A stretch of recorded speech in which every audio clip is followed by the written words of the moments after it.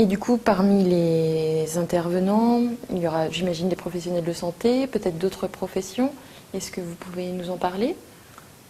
Alors il y aura beaucoup de professionnels de santé d'abord, on va y revenir, mais on a tenu aussi à demander l'avis d'autres acteurs du monde social, de notre monde d'aujourd'hui. En particulier, je pense à André Consponville, philosophe, qui est préoccupé depuis longtemps par cette question aussi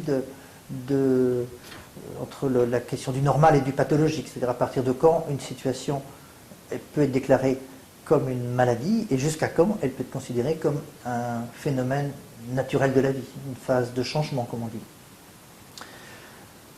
Donc au-delà, on aura beaucoup de professionnels de santé et beaucoup de professionnels de différents champs de la santé. Alors on pense d'abord qu'un congrès sur la dépression, c'est pour les psys. Bon, c'est vrai. On aura beaucoup de psychiatres, de psychologues.